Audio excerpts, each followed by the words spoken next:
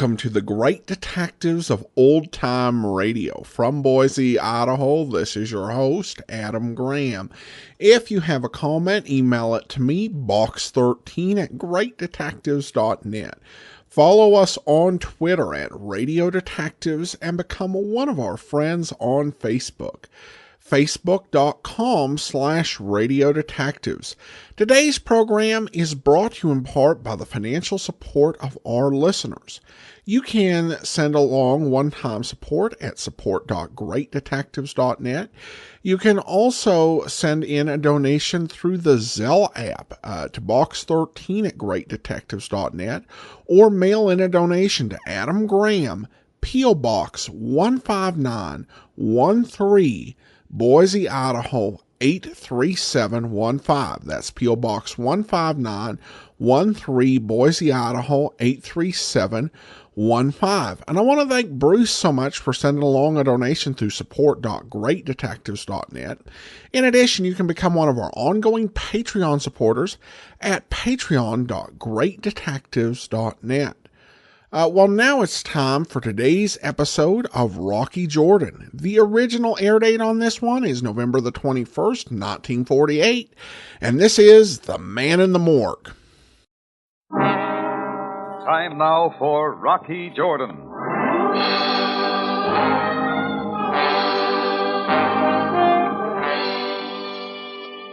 It's not that I ever objected to publicity about me or my Cafe Tambourine appearing in the Cairo newspapers. But this particular item I didn't like. It said, Captain Sam Sabaya of the Cairo police announced today that the body found floating in the Nile last night has definitely been identified as that of the local cafe owner, Rocky Jordan. The news came as something of a shock.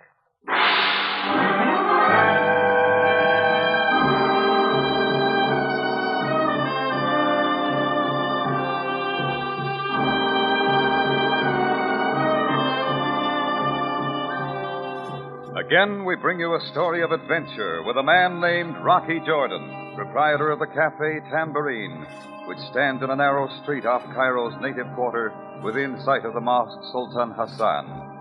The Cafe Tambourine, crowded with forgotten men from the world's waterfronts, alive with the babble of many languages. Now, Rocky Jordan, and tonight's story, The Man in the Morgue.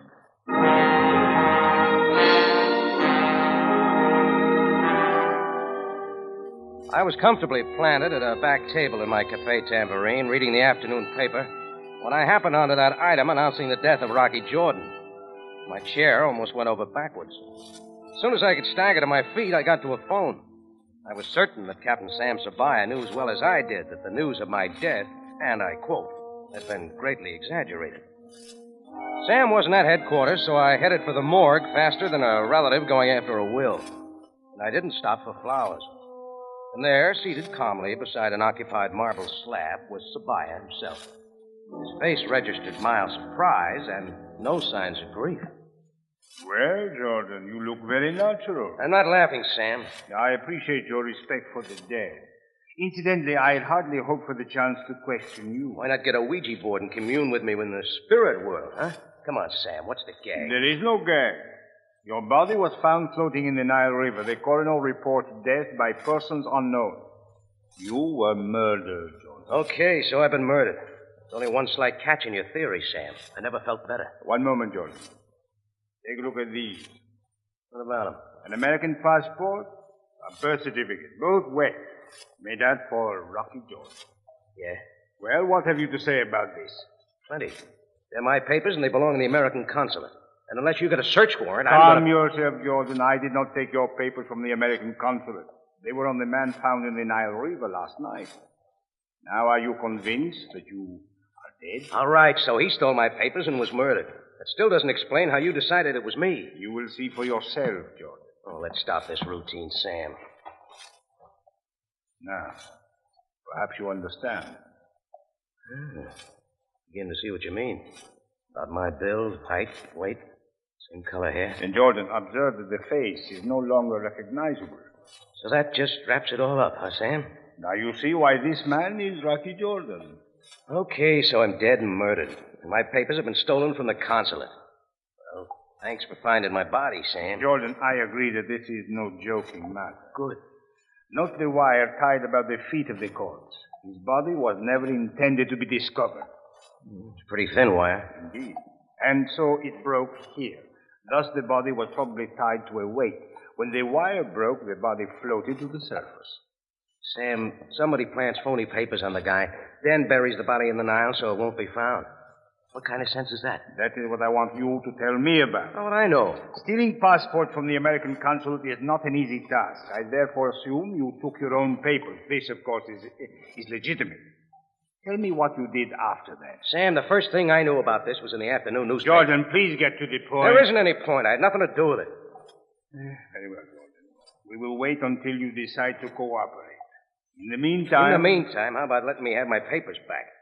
I'm kind of particular who turns up dead with them. Very well, Jordan.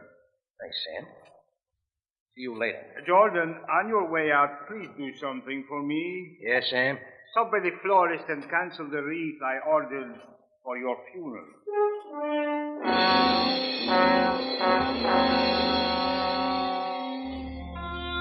I came up out of the morgue and breathed some fresh Cairo air. The American consulate was within walking distance, and there was a matter of missing papers that needed explaining. When I reached the consulate, it was locked tighter than a saloon on election day. I rapped on the glass door, but no answer. Peering in, I caught a fleeting glimpse of a face from the inner office, like the face of a terror-stricken child. It disappeared, so I knocked again. Just as I was about to wear out my knuckles, the face reappeared, and what went with it wasn't bad. Dusty yellow hair braided into loops that wrapped around her head. Her mouth was small and trembled into a smile. She raised her eyes to mine. They were not the eyes of a child. Finally, she opened the door, just a crack. I am sorry. The consulate is closed. Please come back tomorrow. Tomorrow may be too late, lady. This will only take a minute. But everyone has gone home for the evening. You're still here? I do not count. I am only the consul secretary. Look, lady, there have been some peculiar operations going on with my papers, and I want to straighten it out. Your name, please? Jordan. Rocky Jordan. Rocky Jordan. I am sorry. The consulate is closed. Please return in the morning. Oh, sure, but in the morning I may be dead. Again. Dead? Again? Look, Miss, Ralph. Laurie Ralph. Please, what is this about being dead in the morning? Again? Maybe if I could have a look at my files, I could explain it a little better. Well, Mr. Disney would never permit it, but come in, please. I will get your folder. Are you planning to leave Cairo? Is this why you wish to see your papers? Maybe. You could go to America if you wished. Before the war, my father and I dreamed of America. But? Well, war's over. Maybe you'll have better luck now. No. I've been in Cairo 3 years, Mr. Jordan. There are many of us, and photo numbers are few. Only you Americans can afford to be impatient. Here are the files. Now, let me see. Jenkins, Johnson, Chopner, Judson. Gone, huh? Why, there we are. What? You mean you found him? Of course. A little out of place is all. Yeah, everything's here. You act as though you didn't expect me to find them. Maybe I didn't. Better keep a padlock on those files. Next time somebody might drop a death certificate inside. I beg your pardon. See you later. I left the consulate twice as confused as when I went in. That made 2 sets of passport papers. One in the consulate, one found on the body of the man floating in the Nile. Both identical and in my name. I was halfway down the steps when I saw a tall Atlas-type guy in a pink robe that hung to his ankles turn and drift around the corner. I walked the other way, but about halfway down the block, I stopped to think. It occurred to me that Laurie Rothens had made it just a little too convenient for me to get into the consulate after hours. It wouldn't hurt to check on her. I waited, and she came out a few minutes later. I shadowed her down the Sharia Kamal and finally saw her stop in front of a faded 5-story sandstone building that passed itself off as the Hotel Lydia. It catered to the uprooted of the world at 25 piastres a day. It was filled with people waiting for a quota number or people just waiting. Laurie glanced back, and I dodged into the alley, and then he caught me. It was an arm that reached out first, followed by the tall Atlas-type guy in a pink nightshirt. His big hands reached for my throat. You! Now I kill! Max, slow down. Dirty pig! You follow her! You follow my lovely Lori, my sweetheart. Get it out. What's the big... Okay, you asked for this. What is this? You hit me? Have you no sense, pig? You can get hurt this way. Then we'll start all over again. You fool. You have struck the prince twice. This is an insult. So now I will make you suffer. Come back here. I will choose my own time to kill you. Later. Yes, later I will kill you. The tall man walked back to the street, stopped under a streetlight, shook his pink robe arrogantly, and strode off into the night. I stood under the streetlight, pondering whether or not to follow him, when I saw a pink card lying on the sidewalk where it had fallen from his robe. I picked it up. It said, Pharaoh's Jive Palace. Well, I had the night off anyway, and maybe I could find some answers there. I headed down the street. The place was under 2 rug shops and what passed for a native drugstore. I took the stairs down into the basement. A glaring pink sign over a pink door shouted, Pharaoh's Jive Palace. I went in. Maybe it was too early for the jive crowd because the place was almost empty. In one corner of the smoke-filled room sat a small oriental version of Frank Sinatra laboring over a tobacco-stained keyboard. He was about 19, with black eyes, olive skin, and a white turban tilted rakishly on his head. Modern Egyptian, gone jive happy. I drifted over to him. You like it, huh? Really solid, man. Like a rock. Listen, you know an overgrown fellow who goes around in a pink nightgown? Oh, sure. That's Hakeem, the doorman here. Well, then maybe you can answer a few questions for me. Oh, sure thing, Jack. Everything from Beiderbecke to Boogie. Piano's only a sideline. I'm really a songwriter.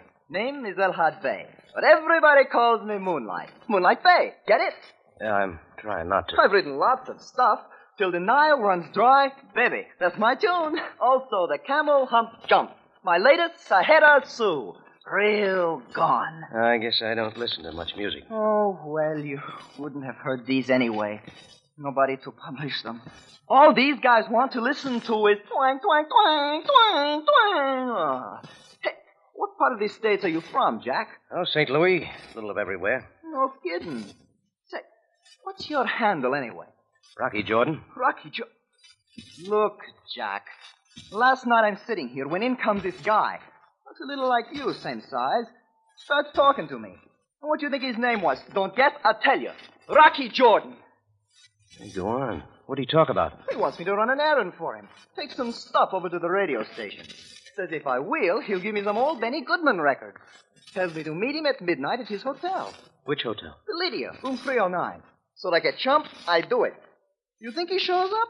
He does not. I sit there till 4 a.m, some jerk. I hope he drops dead. Room 309, huh? That all? He tell you anything else? No. Well, thanks for the info, Moonlight. I'll be running along. Well, hey, stick around. The band's coming in. Don't you want to hear them? Sure, but not now. If you meet any more Rocky Jordans, let me know, will you? Oh, drop by the Cafe Tambourine sometime. I'll donate a record. Helen Morgan, St. Louis Blues.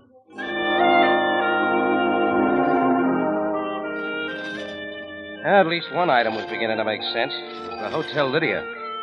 I hailed a taxi, and we fought the evening traffic out of the native quarter. In 15 minutes, I was back at the Hotel Lydia. Just as the cab pulled away, I saw the tall shadow. He looked like he was holding up the building across the street. He and his pink robe again moved out of sight. Then, as I turned back toward the door of the hotel, I saw her. Why, Mr. Jordan, I didn't expect to see you so soon again. Hello, Miss Robbins. Who's your friend? Oh, of course. This is Mr. Disney. He also works at the council. Mr. Disney, Rocky Jordan. Rocky Jordan? Don't tell me you've got an uncle named Rocky Jordan. I don't think I've ever heard the name before. Hey, Disney, you seem pretty upset. What's the matter? Mr. Disney suffers from a nervous ailment. The war. It has a long name. I do not know it. Oh, that's too bad. Mr. Jordan, we were just going out to dinner. Will you join us? Oh, sorry. I've got to see a man about a room. Here? In the Hotel Lydia? Why not? Oh, nothing. I'm sure you'll like living here, Mr. Jordan. Very much. Lawyer Ralphins drifted on up the street with Disney walking nervously alongside her. Maybe the doctors had a long name for what was wrong with him. I had a short one. Right.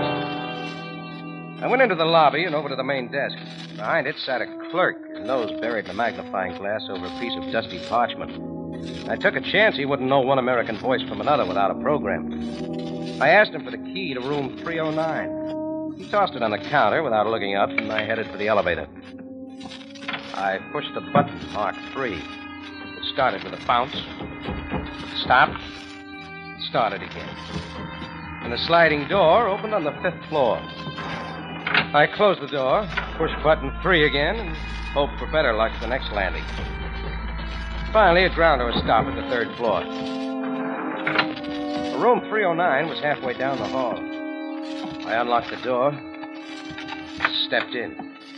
The ashtray beside the bed was filled with the butts of yellowish Egyptian cigarettes. On a table in the corner of the room sat an American phonograph recorder gadget. And on a chair next to it was a small suitcase affair. I opened it and saw it was more recording equipment, only this was a portable outfit. I shuffled through a pile of records on the table. The 3rd one down had no label. I'm a curious guy, so I put it on the turntable and flipped the switch. Hello, America. This is Bill Booth reporting to you from Cairo. I've come here on the trail of one of the biggest international rackets of modern times. Although the story is yet incomplete, I have learned enough to make both Cairo and New York sit up and take notice. I was reaching over to turn up the volume when it happened. My head made a sound like a sack of cement hit with a baseball bat. Before I closed my eyes, somewhere through the haze, I saw a tilted white turban above a frightened face. The face belonged to outrageous chances. Moonlight Bay.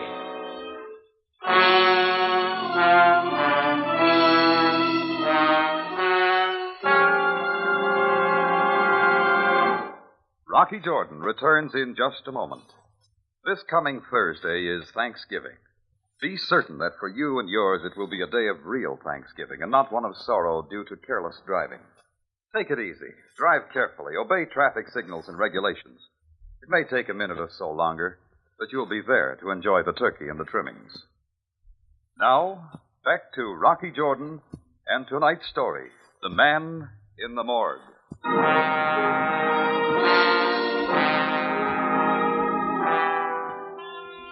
I pulled myself to my feet and looked around the dingy hotel room. I sat down on the bed to think.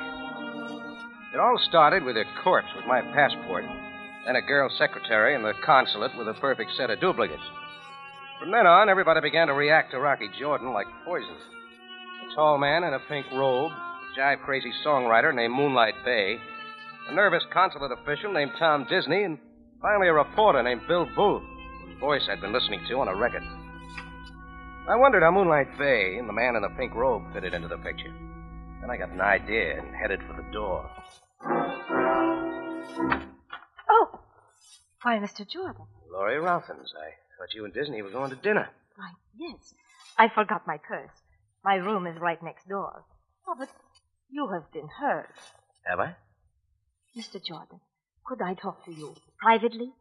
Go ahead. I'm listening, lady. Come into my room.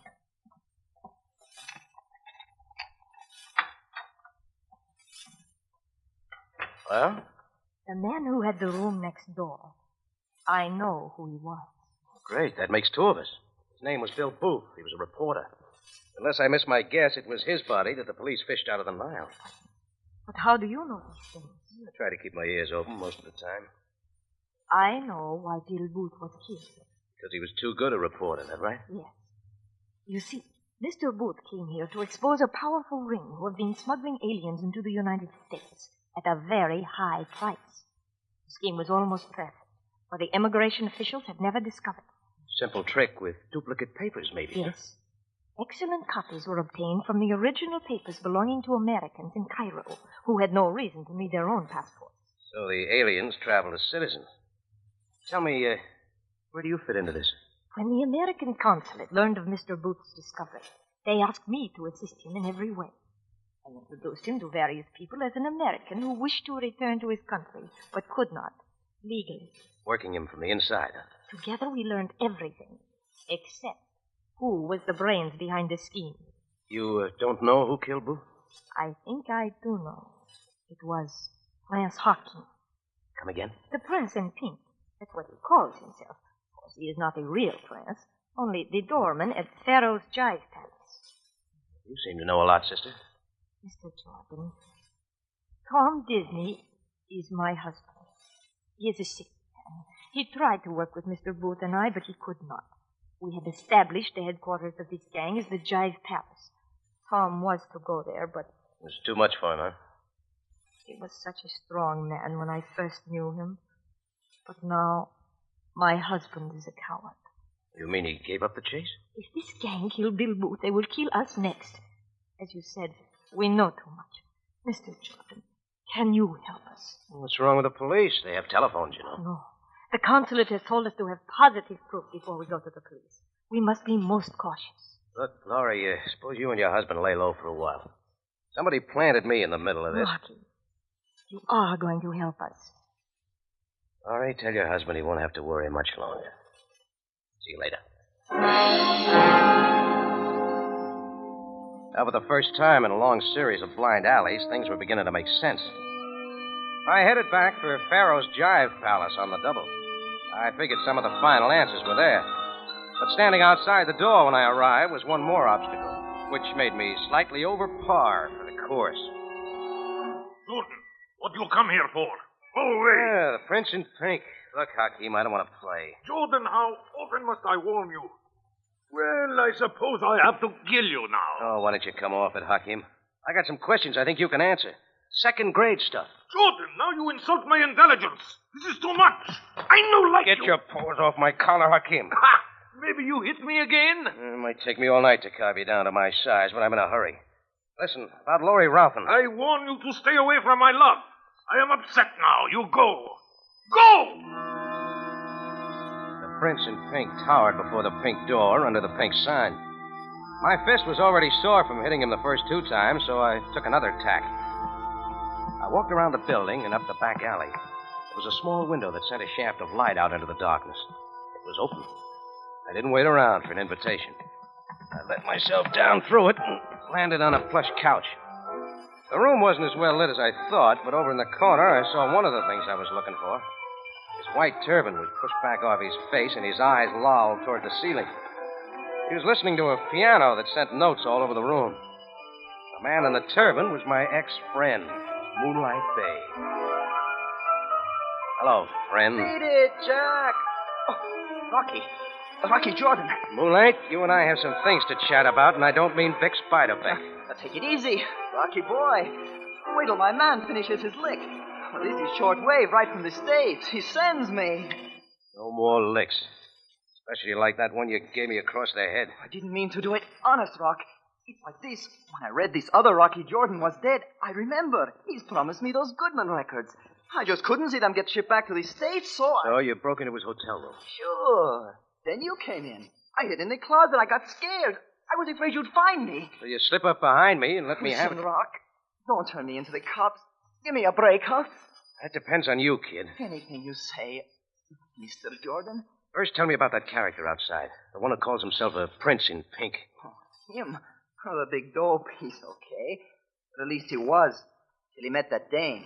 What dame? I don't know her name. She used to come in here all the time. Looks like a kid. Blonde hair, done up in braids. She's got the prince jumping through hoops. Look, Rock, you mind if I turn the radio back on? I gotta get back with the band in a minute. I want to hear this boy. So ends an interlude of piano music which replaced the usual broadcast of Bill Booth and his up-to-the-minute news analysis.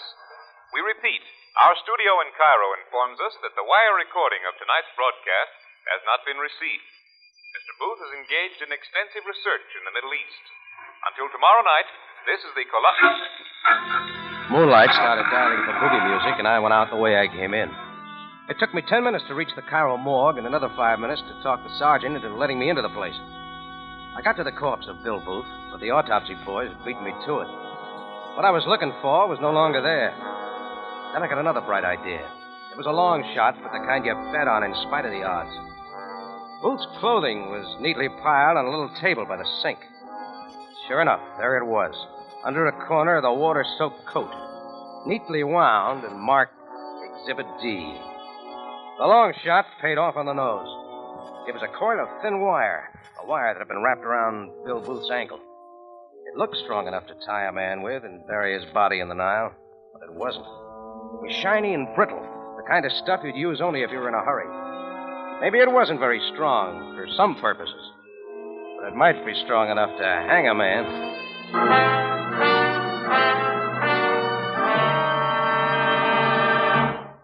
Rocky Jordan brings you the ending of tonight's story in just a matter of seconds.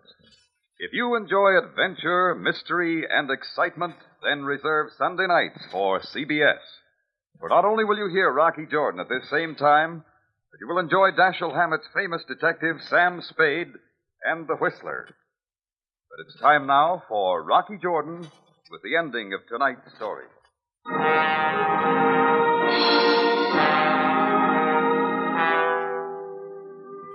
I felt sure now that the strand of wire found wrapped around the ankles of Bill Booth held the identity of his murderer. I grabbed a taxi and headed for the Hotel Lydia. When we pulled up in front of the battered building, I didn't wait for my change. The key to room 309 was still in my pocket. I decided against another excursion on the temperamental elevator and took the stairs 3 at a time. I opened the door and quickly stepped inside. The little suitcase still sat on the chair. It contained the portable wire recorder on which Bill Booth had transcribed his broadcasts from the United States. I opened the recorder, took the strand of wire from my pocket, wrapped it on the spool, and put the spool in place. I plugged in the machine to a wall socket and turned it on.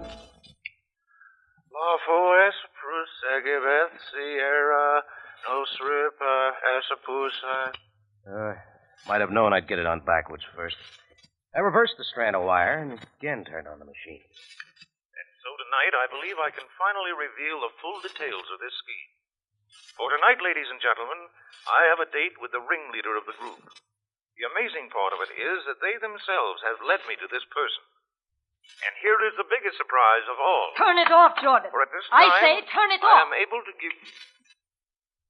The door was open. Coming toward me was a little girl with braided blonde hair, a gun in her hand. Just behind Laurie Ralphin stood her husband, Tom Disney. I realize this is very dramatic of me, Jordan. But give me the wire. Sure. Doesn't matter. There was nothing on it I didn't already know. Booth had to be eliminated. Laura, you're telling too much. Maybe he doesn't know. Too late for that, Disney. My story's as pat as a full house. We're holding 4 aces, Jordan. The deuces aren't wild, lady. Booth had all the answers to the slickest little immigration racket in the Middle East. You killed him. One mistake, Jordan. I did not kill Bill Booth. My stupid husband did it. But you made me. Your own stupid jealousy made you, and you bungled the job at that. But how was I to know he was the one with Jordan's papers? It was your job to know. And only a blundering idiot would have used the wire. Look, the family quarrel is very touching. One point I missed. How does Hakeem fit into this? Another one of her boyfriends. She wrapped them about her fingers like twine. Sometimes strong men come in handy. Let's get down to business. We will make sure, Jordan, that your body will not be found. I'm following in Booth's footsteps. Immediately. The Nile will swallow any traces of Rocky Jordan. I never argue with a lady with a gun.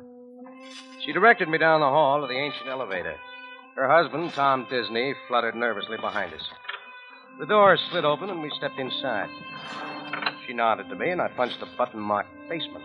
It almost jerked out from under our feet, but the gun in Laurie Ralphin's hands didn't waver. Then things began to happen like I hoped they would.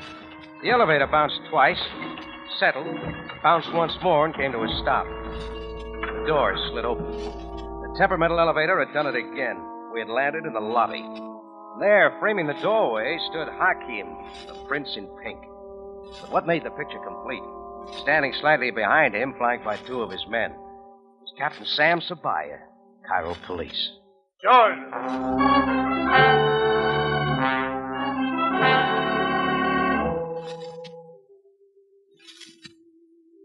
Well, one thing you can say for Sam Sabaya, he knows a grand entrance when he sees one. It seems Sam's leading suspect had been Hakeem, so he followed Hakeem when Hakeem followed me, which led them both to the Lydia Hotel and Laurie Ralphin's.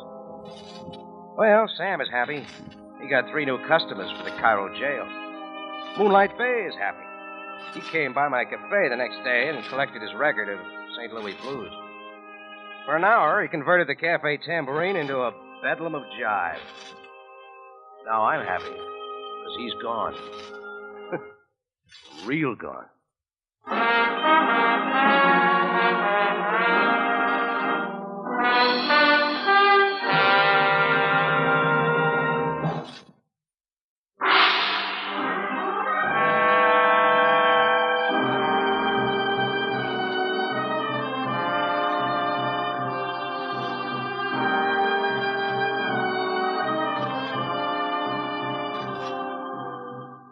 Rocky Jordan is presented from Columbia Square in Hollywood and stars Jack Moyles in the title role.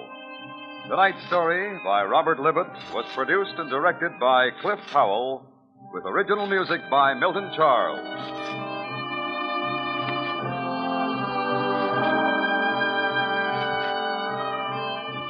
This is CBS, the Columbia Broadcasting System.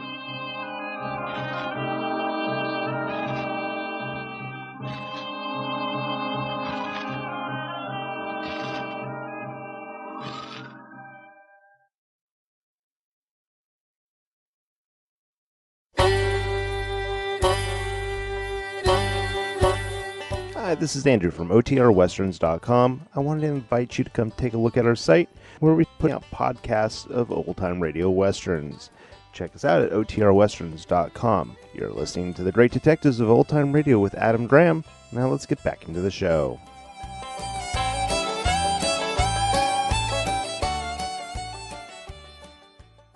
Welcome back. Okay, I loved Moonlight Bay. That was really, really funny.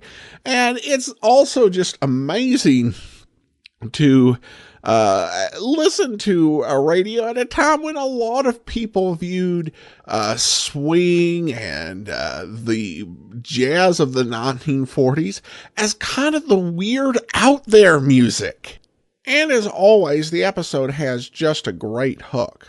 All right, well, now on to listener comments and feedback. And a comment from Bruce says, love the old-time radio shows. They were not old-time when I was a kid. Thanks. Well, thank you so much for listening, Bruce, and for supporting the show. And I also have some Rocky Jordan comments. Tam emails in, well, it looks like I will like Rocky Jordan if the other episodes are like this first one. Jack Moyles does a superb job as a Bogart-like cafe owner and trouble attractor, even to a slightly discernible lisp. Moyles seemed to voice the character a bit differently in the earlier series, though. His voice had more of a gangster sound to it. I like the later voicing better. Keep up the great work, Adam. Yeah, I think, Tim, thanks so much for the comment. I think that's fair. His voice definitely had this more underworld feel to it. And to be honest, I've not really heard Moyles do that sort of voice. I think it was meant to, because he's, as he is fighting the Axis, he's really finding ways to profit by it. So running scams and really profiting off the Nazis, it really was intended to be kind of this really shady character who was on the side of the Angels.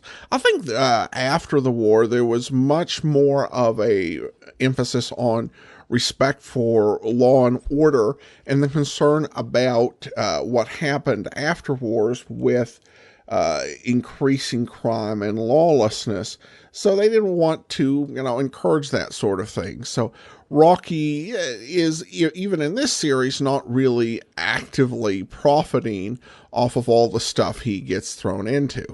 Bishop Andrew sends in an email regarding your comments in today's episode. As you listen to these programs, you will hear that Rocky's time in Turkey is mentioned in at least one episode. Well, thanks so much, Bishop Andrew. I've heard a few of them, and I've not heard the one where that's referenced, unless I forgot. So I'll look forward to hearing that little bit of continuity down the road. Thanks so much for your comment and the hint of what's to come. Joe says, I've listened to Rocky Jordan here and there and really enjoy the show. That said, I'm really looking forward to this series. I did like Rocky Fortune. I wouldn't mind if there was more of him. Mr. Keene, on the other hand, I'm having a hard time with. We won't talk about Boston Blackie. I love the podcast overall. Well, thanks so much, Joe. Joey says, I really enjoyed the first episode of Rocky Jordan. Keep them coming. Jonathan says, I can't tell you how excited I am that you're starting the Rocky Jordan series. My grandpa and I used to listen during our summer road trips, and it brings back a lot of memories. You're doing a great job, Adam, and can't wait to hear next week's episode. Well, thanks so much, Jonathan. I appreciate your kind comments, and it's great to be able to bring back those memories. All right, well, that's all for now. Join us back here tomorrow for Boston Blackie, and then next Wednesday, it's another episode of Rocky Jordan. In the meantime, send your comments to box13@greatdetectives.net. Follow us on Twitter at Radio Detectives and become one of our friends on Facebook, facebook.com/Radio Detectives. From Boise, Idaho, this is your host, Adam Graham, signing off.